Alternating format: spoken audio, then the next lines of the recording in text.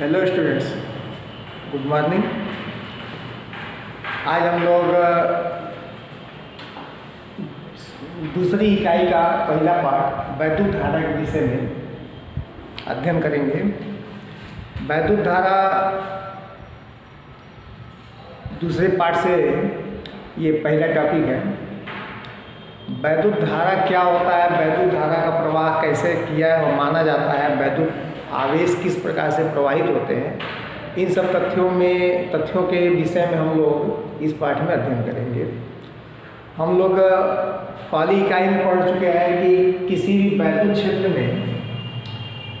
क्षेत्र में अगर कोई आवेश है तो वैद्युत क्षेत्र में स्थित आवेश पर बल लगता है। वैद्युत क्षेत्र में स्थित आवेश पर बल लगता है और आवेश पर बल लगने के कारण वैद्युत क्षेत्र में आवेश एक निश्चित दिशा में गति करता है।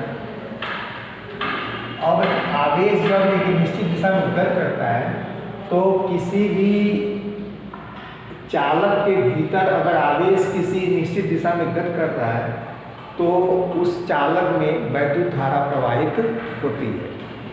वैद्युत धारा का मूल कंसेप्ट आवेश की गति से संबंधित है। जब किसी चालक को हम वैद्युत स्रोत से जोड़ते हैं तो चालक को वैद्युत स्रोत से जोड़ने की प्रक्रिया में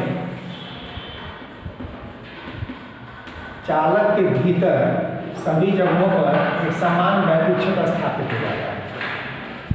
अब एक समान वैद्युत क्षेत्र स्थापित होने के कारण चालक में जो भी आवेश हैं वे सभी आवेश वैद्युत बल का अनुभव करते हैं और उस वैद्युत बल के कारण उनमें त्वरण उत्पन्न होता है और उस त्वरण के कारण जो है आवेश जो है एक निश्चित दिशा में एक नियत वेग से चलना प्रारंभ कर देते हैं। तो किसी भी चालक में जब एक निश्चित दिशा में एक निश्चित वेग से चलते हैं तो उस चालक में धारा विद्युत धारा जो है प्रवाहित होती है। अर्थात विद्युत धारा जो है आवेशों के चालन से ही उत्पन्न होती है। आवेश के आधार पर ही विद्युत धारा को परिभाषित किया जा सकता है।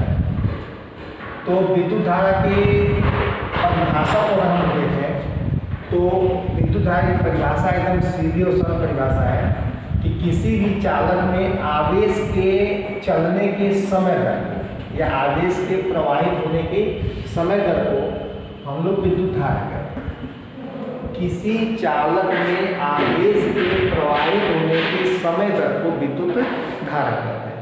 मतलब समय और आवेश इन दोनों के अनुपात को ही विद्युत धारा कहते हैं। अब अगर कम समय में अधिक आवेश उस चालक से होकर गुजर रहे हैं तो विद्युत धारा का मान अधिक होगा। अगर आवेश की मात्रा उतनी रखें, समय को बढ़ा दें यानी अधिक समय में आवेश चल रहा है तो विद्युत धारा का मान कम हो जाता है। यहाँ से हम लोग 1 एम्पियर अगर परिभाषित करना चाहें कि किसी परिपथ में बहने वाली विद्युत धारा का मान 1 एम्पियर कब होगा तो उसके लिए हम लोग यहाँ लेना होगा कि यदि आवेश Q का मात्रा जो 1 कूलाम हो और 1 कूलाम आवेश किसी चालक के किसी अनुप्रस्थ क्षेत्रफल से आगे बढ़ने में लिया गया समय जो है 1 सेकेंड हो तो चालक में बहने वाली जो धारा होती है, धारा I ये हो जाएगा 1 कूलाम और 1 सेकेंड और यहाँ मिल जाता है हम लोग को 1 कूलाम 30 सेकेंड। ऐसी 1 कूलाम प्रति सेकेंड को हम कहते हैं 1 एम्पियर। तो इसमें परिभाषा के लिए आपके पास हो जाएगा कि किसी चालक में आवेश प्रवाह के समय दर को विद्युत धारा कहते हैं। अब यदि किसी चालक में t समय में प्रवाहित आवेश की मात्रा Q हो तो उस चालक में प्रवाहित धारा की मात्रा I बराबर जो है सीधे Q/T हो जाता है। अब 1 एम्पियर परिभाषित करना है तो उसके लिए हम लोग लिखेंगे कि यदि Q बराबर 1 कूलाम, T बराबर 1 सेकेंड तो I बराबर 1 एम्पियर। 1 एम्पियर धारा के लिए आवश्यक है कि चालक से होकर 1 सेकेंड में 1 कूलाम आवेश चल रहा है। 1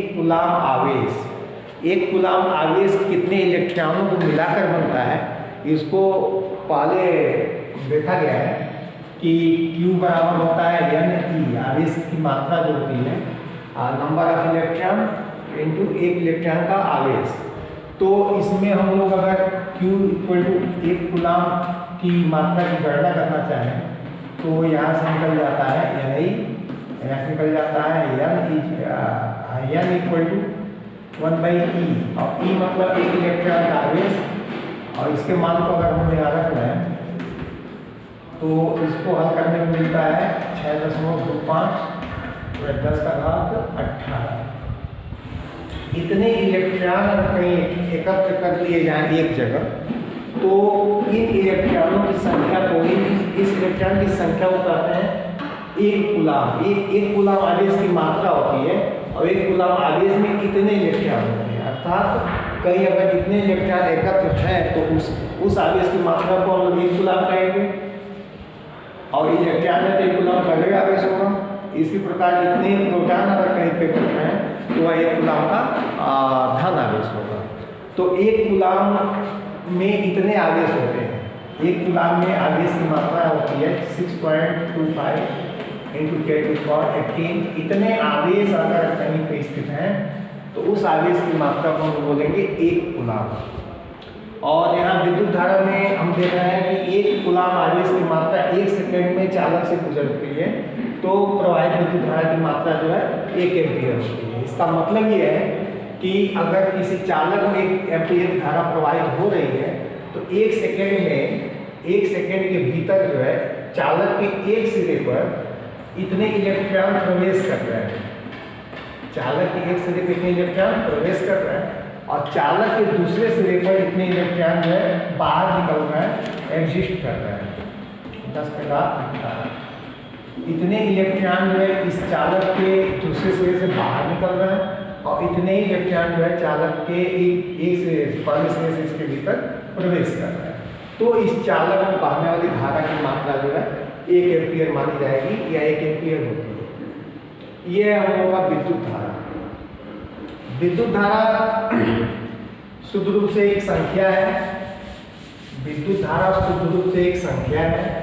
विद्युत धारा एक अदिश राशि है। विद्युत धारा एक अदिश राशि, परंतु हम लोग कहीं भी अगर चित्र बनाते हैं विद्युत परिपथ से संबंधित तो उसमें हम लोग विद्युत धारा को भी दिखाते हैं। जैसे हम बैटरी ले लें और बैटरी के धन और ऋण सिरों को ले लें, तो धन और ऋण सिरों को हम लोग परस्पर सुचालक से जोड़ दें तो उच्च विभव, धन विभव मतलब उच्च विभव और ऋण विभव मतलब निम्न विभव। ऋण विभव का एक दूसरा अर्थ यह भी होता है कि यहाँ पे इलेक्ट्रॉनों की अधिकता है और यहाँ पे इलेक्ट्रॉनों की कमी है, क्योंकि चलने वाले कण जो होते हैं वो इलेक्ट्रॉन होते हैं। चलने वाले कण जो होते हैं वो इलेक्ट्रॉन होते हैं। नाभिक जो है अपने स्थान से कहीं और गति नहीं करता है। तो एक ठोसों में ऐसा होता है, द्रव और गैस की स्थिति अलग होती है।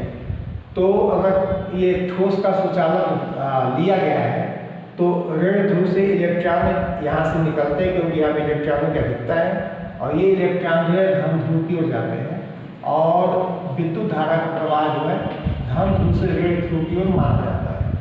क्योंकि विद्युत धारा एक प्रकार की ऊर्जा है, विद्युत ऊर्जा है, और ऊर्जा का प्रवाह सदैव उच्च विभव से निम्न विभव की ओर होता है। इसके आधार पर हम लोग इलेक्ट्रॉन के चलने की विपरीत दिशा में विद्युत धारा की दिशा को लेते हैं।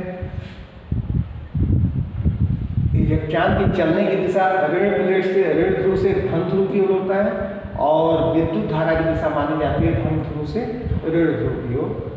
और इसमें अगर हर बिंदु से 1 सेकेंड में इलेक्ट्रॉनों के गुजरने की मात्रा भी निकाला गया था, उतना यानी कितना 6.25 × 10⁻18 इलेक्ट्रॉन अगर पर सेकेंड हर इसके तार के हर भाग से आगे बढ़ रहा है इस ऋण प्लेट से धन प्लेट की ओर, तो इसमें बहने वाली धारा की मात्रा जो होती है वो 1 एम्पीयर मानी जाती है, 1 एम्पीयर होती है। अब यहाँ पे बात हो रही थी कि विद्युत धारा एक अदिश राशि है। विद्युत धारा अदिश राशि है, लेकिन यहाँ पे देखिए हम लोग दिखाएं स्पष्ट रूप से कि विद्युत धारा जो है धन प्लेट से निकलकर ऋण प्लेट की ओर जा रही है। और हम लोग भौतिक राशियों में भौतिक राशि भौतिक राशि में हम लोग पढ़े हैं कि भौतिक राशि दो प्रकार की होती है। एक होता है अदिश भौतिक राशि और दूसरा होता है सदिश भौतिक राशि।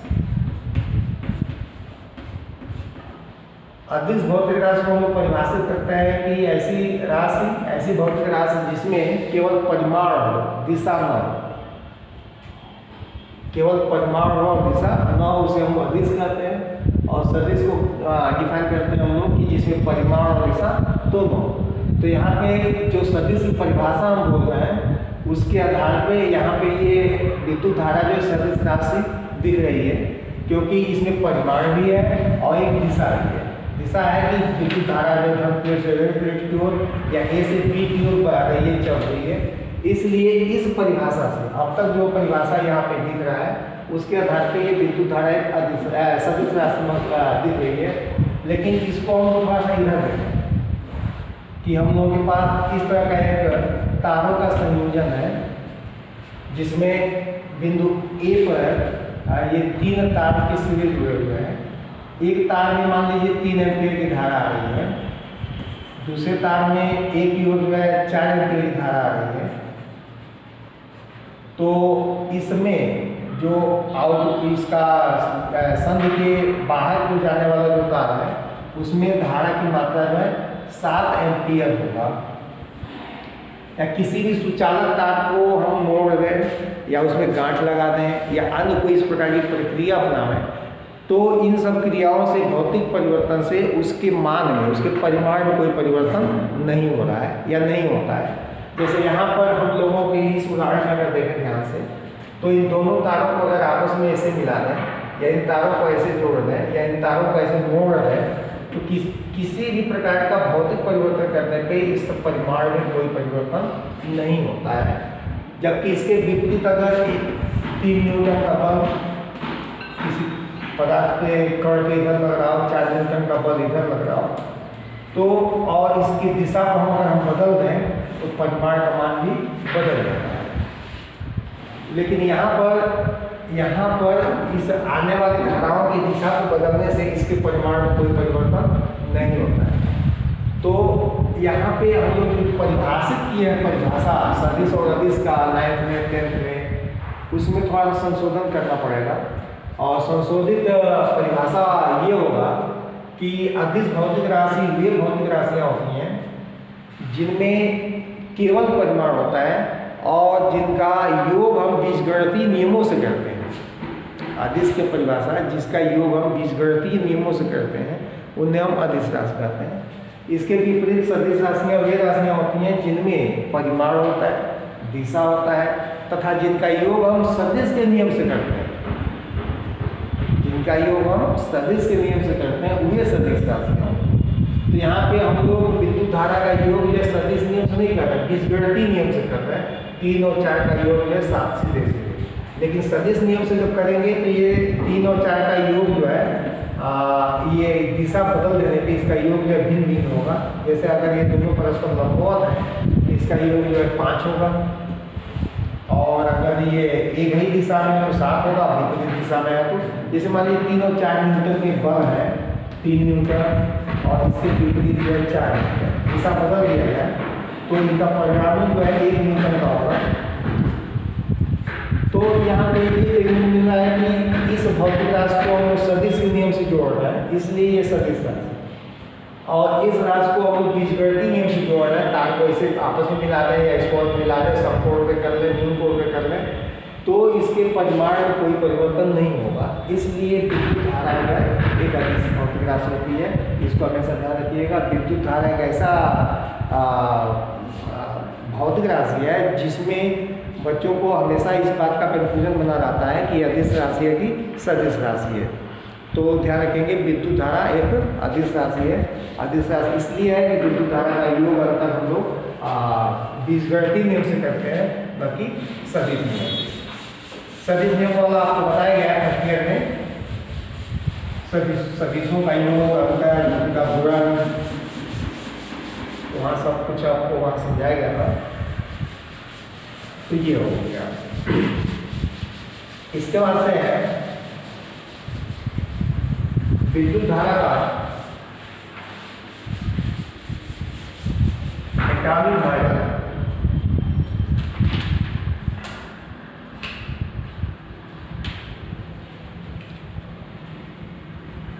वैद्युत धारा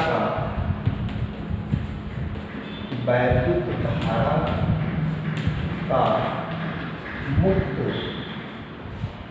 इलेक्ट्रॉन मॉडल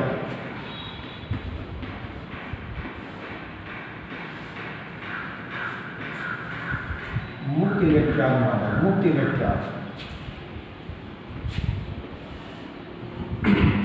इलेक्ट्रॉन क्या होता है? क्योंकि विद्युत धारा का प्रवाह जो है मुक्त इलेक्ट्रॉन से ही होता है। मुक्त इलेक्ट्रॉन अगर अवेलेबल नहीं है, उपलब्ध नहीं है, तो विद्युत धारा जैसे कोई भौतिक राशि का अस्तित्व होना संभव नहीं है। अब ये मुक्त इलेक्ट्रॉन क्या होते हैं? तो मुक्त इलेक्ट्रॉन के लिए हम लोगों को एटॉमिक मॉडल पे चलना होगा। एटॉमिक मॉडल क्या है? तो किसी भी परमाणु की संरचना में उसमें नाभिक होता है। नाभिक में प्रोटॉन और न्यूट्रॉन होते हैं और नाभिक के बाहर जो है इलेक्ट्रॉन होते हैं। तो हर एक परमाणु की संरचना जो है एक परिवार की भांति होता है। जैसे किसी परिवार में गार्जियन या पेरेंट्स, माता पिता जो होते हैं, वो उसके नाभिक का काम करते हैं और उनके जो बच्चे होते हैं वो इलेक्ट्रॉन का काम करते हैं। अब कोई बड़ा नाभिक हम उसे कहते हैं जिसका एटॉमिक नंबर, परमाणु क्रमांक अधिक होता है, उसे हम लोग बड़ा नाभिक कहते हैं। तो बड़े नाभिक में क्या होता है कि उसमें बड़े नाभिक में कह लीजिए या कहिए कि ऐसे नाभिक जिनका आकर्षण बल इस इलेक्ट्रॉन पे कम होता है, ऐसे इलेक्ट्रॉन बाहर से थोड़ी भी ऊर्जा अगर इनको मिल जाती है तो ये इलेक्ट्रॉन जो है इस परमाणु के नाभिक को छोड़ के बाहर निकल जाते हैं। मतलब जैसे मान लीजिए सोडियम के परमाणु में 11 प्रोटॉन होते हैं और 11 ही इलेक्ट्रॉन होते हैं। और सोडियम को अगर किसी प्रकार से थोड़ी सी ऊर्जा मिल जाए, उसमें ऊर्जा जो अपने आसपास वायु में उपलब्ध ऊष्मा है उसके आधार पे या घर्षण से यानी किसी भी प्रक्रिया से अगर किसी प्रकार से थोड़ी सी ऊष्मा मिल जाती है तो उस ऊष्मा की सहायता से परमाणुओं के इलेक्ट्रॉन जो है उस नाभिक को छोड़ के बाहर निकल जाते हैं। इस प्रकार ये इलेक्ट्रॉन के बाहर निकलने से परमाणु धनावेशित हो जाता है और इलेक्ट्रॉन जो है मुक्त अवस्था में चला जाता है। तो ऐसे परमाणु जिनमें पर्याप्त मात्रा में मुक्त इलेक्ट्रॉन पाए जाते हैं, ऐसे परमाणु जिनमें पर्याप्त मात्रा में मुक्त इलेक्ट्रॉन पाए जाते हैं, ऐसे परमाणुओं को हम लोग चालक कहते हैं। जिनमें नहीं पाए जाते हैं या बहुत कम पाए जाते हैं, ऐसे पदार्थ को हम लोग कुचालक कहते हैं। तो अब प्रश्न ये उठता है कि मुक्त इलेक्ट्रॉनों की संख्या का एक आंशिक मान कितना होना चाहिए कि वो पदार्थ चालक हो। तो सामान्यतया जो परमाणु इलेक्ट्रॉन त्याग कर धनायन बनाते हैं, ऐसे परमाणु को हम लोग ऐसे परमाणु को हम लोग धातु कहते हैं। और धातुओं में मुक्त इलेक्ट्रॉनों की संख्या नियर अबाउट 28 इलेक्ट्रॉन प्रति घन मीटर होता है। इतने एक घन मीटर उस पदार्थ का एक घन मीटर आयतन में 10⁻28 इलेक्ट्रॉन के आसपास होते हैं धातुओं में। और ये जो है पर्याप्त है विद्युत धारा को एक स्थान से दूसरे स्थान तक पहुंचाने में या विद्युत ऊर्जा का स्थानांतरण करने के लिए। तो मुक्त इलेक्ट्रॉन मॉडल यही है कि धातुओं में बहुत अल्प ऊर्जा की सहायता से ही उसके परमाणु से इलेक्ट्रॉनों को मुक्त किया जा सकता है। ये मुक्त इलेक्ट्रॉन जो पूरे उस धातु के आयतन में कहीं भी गति करने के लिए स्वतंत्र होते हैं, लेकिन ये इलेक्ट्रॉन जो उस धातु के आयतन को छोड़ के बाहर नहीं जाते, उस धातु के भीतर ही अनियमित गति से घूमते रहते हैं और पूरे पदार्थ के भीतर इस प्रकार से घूमते हैं कि इन सभी इलेक्ट्रॉनों के चलने से किसी प्रकार की कोई विद्युत धारा जो उत्पन्न नहीं होती है। विद्युत धारा उत्पन्न क्यों नहीं होती है, इसको हम लोग समझ सकते हैं ऐसे जैसे मान लीजिए एक धातु है जिसमें पर्याप्त मात्रा में मुक्त इलेक्ट्रॉन है। अब ये सभी मुक्त इलेक्ट्रॉन जो इसमें आर्बिट्रेरी मोशन में गतिशील है, इनके गति की दिशा जो नियत नहीं होती है, इसकी गति की दिशा नियत नहीं होती है और ये किधर भी गति करने के लिए स्वतंत्र है, लेकिन कुल धारा का मान शून्य होता है। क्यों? तो इसमें एक काल्पनिक पृष्ठ लीजिए, पृष्ठ के ऊपर लेके ये सोचिए कि जितने इलेक्ट्रॉन किसी क्षण इस पृष्ठ में बाएं से दाएं की ओर जा रहे हैं, उसी समय दूसरी तरफ या दूसरे जगह पे निश्चित है कि कुछ इलेक्ट्रॉन में दाहिने से बाएं की ओर आएंगे। तो जितना विद्युत धारा का प्रवाह इन इलेक्ट्रॉनों के जाने से उत्पन्न होगा, वो पूरा प्रभाव जो है इसके विपरीत दिशा में चलने वाले इलेक्ट्रॉनों से निरस्त हो जाता है। इस प्रकार पूरे धातु के भीतर जो है कोई विद्युत धारा का प्रवाह जो हम लोग को दिखाई नहीं देता है। ये प्रश्न उसी तरह का है जैसे कि किसी भी परमाणु में, जैसे मान लीजिए सोडियम का परमाणु, तो इस सोडियम के परमाणु में 11 प्रोटॉन होंगे, 11 इलेक्ट्रॉन होंगे। अब अगर ये आयनिक नहीं है, इस आयन के अवस्थान नहीं है, मतलब इसके 11 इलेक्ट्रॉन इस परमाणु के साथ नाभिक के साथ बंधे हुए हैं, तो इतने प्रोटॉन मतलब धनावेशित कण, इलेक्ट्रॉन मतलब ऋण आवेशित, इतने सारे प्रोटॉन इतने सारे इलेक्ट्रॉन होने के बाद भी ये पूरा का पूरा परमाणु जो है वैद्युत रूप से उदासीन होता है। कोई परमाणु वैद्युत रूप से उदासीन क्यों होता है? तो कोई परमाणु वैद्युत रूप से उदासीन इसलिए होता है कि परमाणु में जितने धनावेशित भाग प्रोटॉन होते हैं, एकदम उसी की संख्या के बराबर ऋण आवेशित भाग इलेक्ट्रॉन होते हैं, और ये प्रोटॉन इलेक्ट्रॉन जो है एक दूसरे के प्रभाव को निरस्त कर देते हैं। इस प्रकार से इस पूरा परमाणु जब वैद्युत रूप से उदासीन होता है। इसी प्रकार यहाँ विद्युत मुक्त इलेक्ट्रॉन के इस भाग के भीतर चलने के ऊपर हम सोच सकते हैं कि जितने इलेक्ट्रॉन किसी क्षण एक दिशा ए से बी की ओर जा रहा है, उसी समय कुछ इलेक्ट्रॉन ऐसे भी होंगे जो बी से ए की ओर जाएंगे। इस प्रकार किसी भी एक ए से बी को जाने वाले इलेक्ट्रॉनों से जो धारा उत्पन्न होती है, वह विद्युत धारा जो है बी से ए को जाने वाले इलेक्ट्रॉनों के द्वारा उत्पन्न धारा से निरस्त हो जाती है। इस प्रकार इस पूरे धातु के भीतर मुक्त इलेक्ट्रॉनों की संख्या इतनी अधिक होने के बाद भी और गतिशील अवस्था में रहने के बाद भी इसके भीतर जो कोई परिणामी वैद्युत धारा नहीं होता है। इलेक्ट्रॉन जिस वेग से, जिस ऊर्जा के साथ इस धातु के भीतर गति करते हैं, इलेक्ट्रॉनों को उस वेग को एक विशेष नाम दिया जाता है, उसको हम कहते हैं ऊष्मीय वेग। ऊष्मीय वेग, और इसका मान बहुत अधिक होता है। इलेक्ट्रॉन को ऊष्मीय वेग का मान होता है 10⁵ मीटर प्रति सेकेंड, 1 सेकेंड में 10⁵ मीटर। इतना अधिक उच्च वेग से गति करते रहते हैं धातुओं के भीतर के मुक्त इलेक्ट्रॉन। जब इसी धातु के दोनों सिरों पे हम वैद्युत क्षेत्र वो वैद्युत स्रोत से जोड़ देते हैं, तो धातु के भीतर वैद्युत क्षेत्र स्थापित हो जाता है, और धातु के भीतर वैद्युत क्षेत्र स्थापित होने के पश्चात अब ये इलेक्ट्रॉन ऊष्मीय वेग को तैयार कर एक नया वेग प्राप्त करता है, जिसको हम कहते हैं अनुगमन वेग। अनुगमन वेग।